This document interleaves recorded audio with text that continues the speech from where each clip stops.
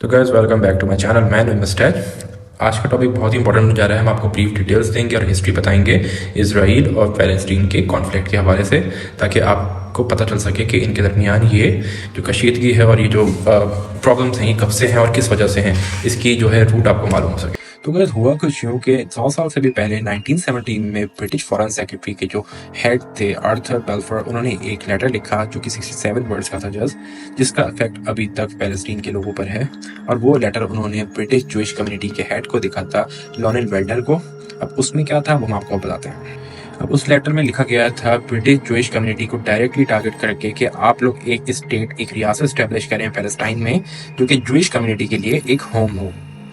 अब सवाल ये पैदा होता है कि जूइश कम्युनिटी के लिए पैलेस्टाइन ही क्यों सेलेक्ट किया गया जहां पे वो अपनी रियासत बना सकें। तो इसका जवाब सिंपल है कि अल अक्सा मॉस्क और डोम ऑफ द रॉक जो है जूइश के लिए भी वैसे ही सेक्रेट प्लेस समझते हैं जैसे कि वो मुस्लिम्स के लिए है। इस लेटर को बेल्फोर डिक्लेरेशन कहा जाता है और जिसको आज तक फॉलो किया जा रहा है, और तमाम यूरोपीय पावर्स ने ये चीज़ कंफर्म करी थी उस टाइम के वो पैलेस्टीन में, जिसमें उस टाइम पे 90% अरब से कि वहाँ जूइश कंपनी स्टैब्लिश करने में वो हर मुमकिन कोशिश करेंगे। फिर 1923 से 1948 तक ब्रिटिश गवर्नमेंट वहाँ पे क्रिएट हुई, जिसने जूइश माइग्रेशन को फैसिलिटेट करा और नियरली 4 लाख से ज़्यादा ज्यूस जो हैं वो ब्रिटिश लैंड छोड़ के पैलेस्टाइन लैंड में माइग्रेट हुए और सेटल्ड हुए। पैलेस्टीनियंस जो उस टाइम पे थे उनको ये इंडिकेट हो गया था कि वो बड़ी तेज़ी से जोग्राफिकली वर्ल्ड मैप पे वो श्रिंक होते जा रहे हैं, लेकिन उस टाइम पे पैलेस्टाइन के जो अलायंस थे उन्होंने उनका सही से साथ नहीं दिया। फिर 1930s में अरब नेशनल कमेटी ने अपनी कोशिशों से स्ट्राइक्स की, जिसमें उन्होंने टैक्स पेमेंट को रोका, इजरायली प्रोडक्ट का बाइकआउट करा, और जिस तरह वो ब्रिटिश कॉलोनिज्म और जो माइग्रेशन को ब्रेक कर सकते थे उन्होंने पूरी कोशिश की, जिसके रिस्पांस में ब्रिटिश ने वही करा जो कि वो अभी भी मॉडर्न वर्ल्ड में करते हैं। पैलेस्टीनियंस के साथ उन्होंने ब्रूटल अरेस्ट हुआ, उनकी इंजरीज हुई, मर्डर्स हुए, जो कि आप अभी भी देखते हैं। 1939 में ब्रिटिश ने अपनी 30,000 आर्मी पैलेस्टाइन में इम्पोज कर दी थी और एयर अटैक भी करे गए, उन पे कर्फ्यू भी लगाया गया, घर भी गिराए गए और 1000 लोगों को मार दिया गया इस एरा के अंदर। इन सब मैसेकर के रिजल्ट में 1947 तक पैलेस्टाइन में 33% पॉपुलेशन जूइश की हो गई थी और उनके यूज में सिर्फ 6% लैंड थी। वर्ल्ड वॉर 2 के एंड में जब न्यू यूनाइटेड नेशंस बनी, उसने एक प्लान प्रपोज करा ताकि इजराइल और पैलेस्टाइन की वॉर और कॉन्फ्लिक्ट सेटल हो सके। जो प्लान प्रपोज किया गया वो प्योरली एंटी पैलेस्टाइन थी।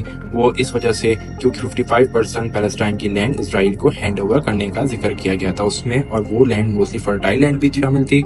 और पैलेस्टीनियन अरब्स के अंडर में जो 42% लैंड दिए जाने को प्रपोज किया गया था, वो पैलेस्टीनियन अरब्स ने ये प्लान रिजेक्ट कर दिया, तभी ये अभी तक इम्प्लीमेंट नहीं हो सका।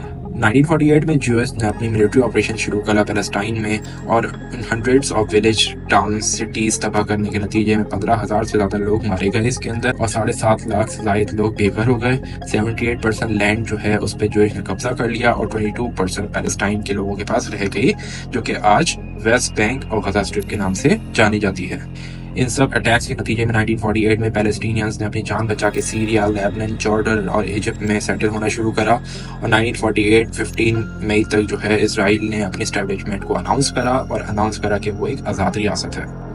और उसी दिन से अरब इजराइल वॉर का आगाज हुआ, जो कि इजराइल और इजिप्ट, जॉर्डन, लेबनान और सीरिया के बीच में लड़ी गई। अराउंड 1.5 लाख पैलेस्टीनियन इजराइल के न्यू स्टेट में रह गए इसके नतीजे में, और उनको 20 साल की टाइट सिक्योरिटी गुजारने के बाद उन्हें 20 साल बाद इजरायली नेशनलिटी मिल ही गई आखिर। इजराइल के एस्टेब्लिश होते ही गजा स्ट्रिप पे इजिप्ट ने रूल अपना शुरू कर दिया, जबकि जॉर्डन ने वेस्ट बैंक पे कंट्रोल हासिल कर लिया। फिर 1967 में वेस्ट बैंक और गजा स्ट्रिप पे भी जूइश सेटलर ने कब्जा करना शुरू करा, और जो जमीन पैलेस्टीनियन के अंडर में 22% रह गई थी उस पर भी इजराइल ने कब्जा कर लिया, और उनकी तादाद 6 से 8 लाख थी जो कि उनकी जमीन पे सेटल होना शुरू हो गए थे। फिर ये सिलसिला तब से लेकर अब तक चलता रहा 1987 तक, कि ग्रेजुअली जो है पैलेस्टाइन जो है थोड़ा थोड़ा कब्जा करते रहे इनकी ज़मीन पे, और 1987 में पे हमास मूवमेंट वजूद में आई, जो कि अपने मुस्लिम ब्रदर्स के सपोर्ट में एक मूवमेंट बनी, जो कि आर्म्ड के जोर पे इसराइल से उन्होंने बहुत रजिस्ट करा पैलेस्टाइन के लोगों की तरफ से, जिसका रिस्पॉन्स आप आज तक देखते हैं।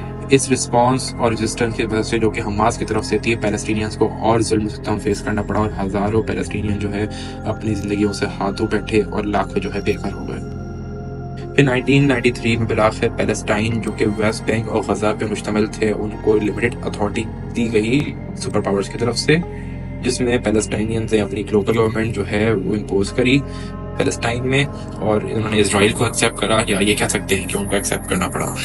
1993 में जब पैलेस्टाइन में गवर्नमेंट इम्पोज हो गई, उसके बाद भी इजराइल और पैलेस्टाइन में कॉन्फ्लिक्ट्स छोटे बड़े चलते रहे और असॉल्ट्स होते रहे दोनों साइड से। फिर 2008 से अब तक 5 बड़े मिलिट्री असॉल्ट हो चुके हैं इनके दरमियान, जिसमें गजा स्ट्रिप और वेस्ट बैंक पे बेतहाशा अटैक किए गए।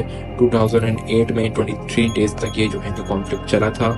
फिर 2012 में 8 डेज तक चला, फिर 2014 में 50 डेज तक चला, और 2021 में जो हुआ था वो 11 डेज तक चला, और 2023 में जो स्टार्ट हुआ 7 अक्टूबर से, जो कि अभी तक चलता जा रहा है। 2023 7 अक्टूबर से जो मिलिट्री असॉल्ट शुरू हुआ है गजा पे इजराइल की तरफ से, उसमें मोर देन 30,000 पैलेस्टीनियन जो है गजा में मारे जा चुके हैं, जो कि एयर स्ट्राइक्स और लैंड स्ट्राइक्स में मारे गए हैं, जिसमें 15,000 प्लस जो है बच्चे और खवातीन हैं। ऐसा नहीं है कि पैलेस्टाइन की तरफ से रेजिस्ट नहीं किया गया। पैलेस्टाइन की तरफ से हमास जो कि एक मिलिटेंट विंग है उसने बहुत रेजिस्ट करा है अभी तक, और जिसके नतीजे में जो है उसका खमियाजा अभी तक जो है पैलेस्टाइन भुगत रहा है। इस चीज़ को एज सुन एज पॉसिबल जितनी जल्दी टेबल पे जो है सॉर्ट आउट कर लिया जाए तो बेहतर है, अदरवाइज ये दोनों स्टेट्स के लिए बड़ा खतरनाक हो सकता है। ना ही ये दोनों स्टेट्स के लिए खतरनाक होगा, ये पूरी दुनिया के लिए खतरनाक होगा, क्योंकि ये वर्ल्ड वॉर 3 की तरफ हमें पुश करता जा रहा है, क्योंकि इसमें दूसरी नेशंस, दूसरी कंट्री, दूसरी स्टेट्स भी पार्ट लेंगे, तो ये एक वर्ल्ड वॉर 3 का एक स्टार्टअप कह सकते हैं इसको। मेरी आप सबसे रिक्वेस्ट है कि इस वीडियो को ज़्यादा से ज़्यादा शेयर करें, लाइक करें, और जो है चैनल को भी फॉलो करें, सब्सक्राइब करें।